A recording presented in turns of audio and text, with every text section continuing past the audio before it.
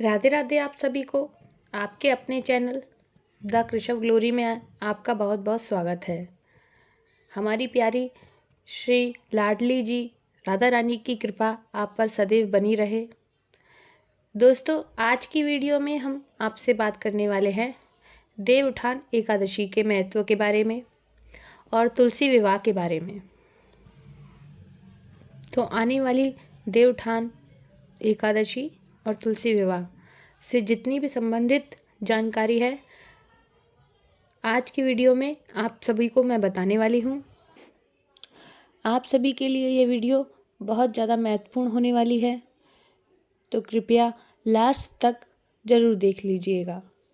अगर अच्छी लगे वीडियो आप सभी को तो लाइक कर दीजिएगा, क्योंकि आपके लाइक, आपके कमेंट्स मेरे लिए बहुत ज़्यादा ज़रूरी हैं, क्योंकि इन्हीं से मुझे पता चलता है कि आपको मेरी बनाई हुई वीडियो पसंद आती हैं, आपको वो अच्छी लगती हैं, उनसे आपको जानकारी मिलती है और आपके लिए बहुत ज़्यादा उपयोगी है।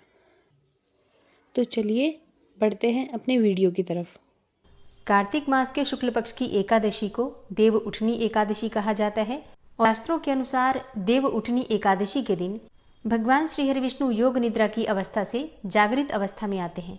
फिर सभी प्रकार के जो शुभ कार्य होते हैं जो कि चातुर्मास की वजह से रुके हुए होते हैं प्रारंभ हो जाते हैं इसी एकादशी से।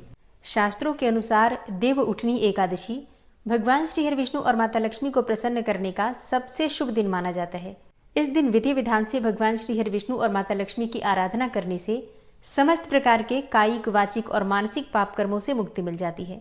देव उठनी एकादशी के दिन शालिग्राम और तुलसी का विवाह भी संपन्न होता है। ऐसा कहा जाता है कि तुलसी विवाह संपन्न करने से सभी प्रकार की परेशानियां जीवन की समाप्त हो जाती हैं। सुख, समृद्धि, संतान, सौभाग्य, हर प्रकार की कामना शालिग्राम और तुलसी का विवाह संपन्न करने से पूर्ण हो जाती है। और इसलिए कार्तिक मास की शुक्ल पक्ष की देव उठनी एकादशी सनातन धर्म में बहुत महत्वपूर्ण मानी गई है। तो आज की वीडियो में आप जानेंगे कि देव उठनी एकादशी साल 2024 में कब है, एकादशी की तिथि कब प्रारंभ हो रही है, कब समाप्त हो रही है, व्रत हमें कब धारण करना है और पारण का यानी कि व्रत खोलने का शुभ मुहूर्त क्या है। इस दिन हमें किस प्रकार से भगवान श्री विष्णु की पूजा आराधना करनी चाहिए, किन मंत्रों का जप करना चाहिए, कौन से उपाय करने चाहिए और तुलसी का विवाह कब करना है, ये सारी जानकारी आपको आज की वीडियो में मिलने वाली है।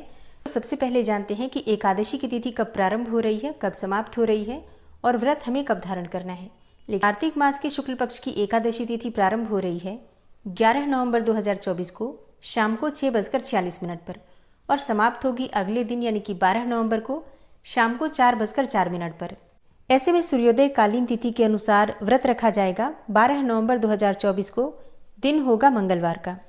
अब बात करें तुलसी विवाह कब करना है, तो देखिए बहुत से स्थानों पर जब भगवान श्री हरि विष्णु एकादशी के दिन जागृत अवस्था में आते हैं तो जागते ही भगवान श्री हरि विष्णु ऐसा कहा जाता है कि तुलसी को ही याद करते हैं। हरिवल्लभा तुलसी सबसे पहले परम प्रिय मानी जाती है उनकी, इसलिए उनका विवाह संपन्न करा दिया जाता है शालिग्राम स्वरूप का और तुलसी का देव उठनी एकादशी के दिन ही। लेकिन बहुत से स्थानों पर द्वादशी के दिन ये विवाह संपन्न कराते हैं। ऐसे में जो भक्त एकादशी को विवाह संपन्न करवाते हैं वो 12 नवंबर 2024 को तुलसी विवाह करेंगे और जिनके यहाँ द्वादशी के दिन ये विवाह संपन्न करवाया जाता है वो 13 नवंबर को तुलसी विवाह करेंगे। ठीक है, तो इसमें किसी भी प्रकार का कोई संशय नहीं है। मतलब देखिए शास्त्रों में कहा गया है कि अगर आप तुलसी विवाह एकादशी को नहीं संपन्न करवा पाते हैं तो ऐसे में द्वादशी को भी कर सकते हैं या फिर द्वादशी से लेकर पूर्णिमा तक किसी भी दिन कर सकते हैं। जैसे कि मान लीजिए कोई पीरियड्स में हो या फिर आप किसी और स्थान पर हो और फिर एकादशी के बाद आप अपने घर में आते हैं, तो ऐसे में पूर्णिमा तक, कार्तिक पूर्णिमा तक भी तुलसी विवाह आप संपन्न कर सकते हैं।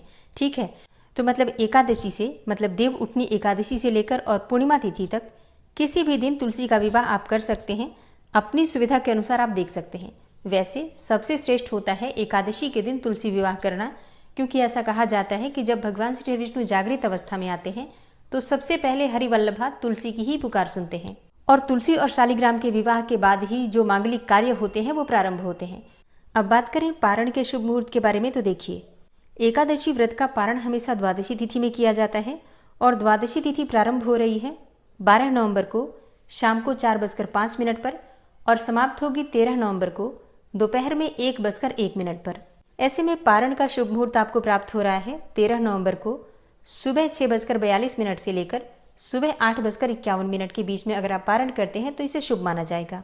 अच्छा, हरिवासर की समाप्ति हो जाएगी 12 नवंबर को रात्रि में ही, तो आप सुबह सूर्योदय के बाद अपनी व्रत खोल सकते हैं, पारण कर सकते हैं। तो साल 2024 में एकादशी का व्रत रखा जाएगा 12 नवंबर 2024 को, दिन होगा मंगलवार का। आप सभी को मेरी तरफ से देव उठनी एकादशी और तुलसी विवाह की मंगल शुभकामनाएं।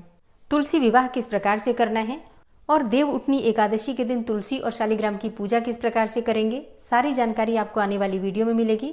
तो चैनल से जुड़े रहिए और अगर आपका कोई भी प्रश्न हो तो आप कमेंट बॉक्स में लिख सकते हैं। आज की वीडियो अगर आपको अच्छी लगी हो तो वीडियो को लाइक ज़रूर कीजिए, संभव हो तो शेयर भी कीजिए। और चैनल पर पहली बार आए हैं, अगर अभी तक आपने चैनल को सब्सक्राइब नहीं किया है तो आज की वीडियो अगर आपको अच्छी लगे तो चैनल को सब्सक्राइब करके बेल आइकन को ज़रूर प्रेस कर लीजिए। इससे ये होगा कि इस चैनल पर जो नई वीडियो अपलोड होंगी उनकी नोटिफिकेशन आपको सही समय पर प्राप्त होगी। मिलती हूँ मैं आपसे अगली वीडियो में, तब तक के लिए जय श्री राधे।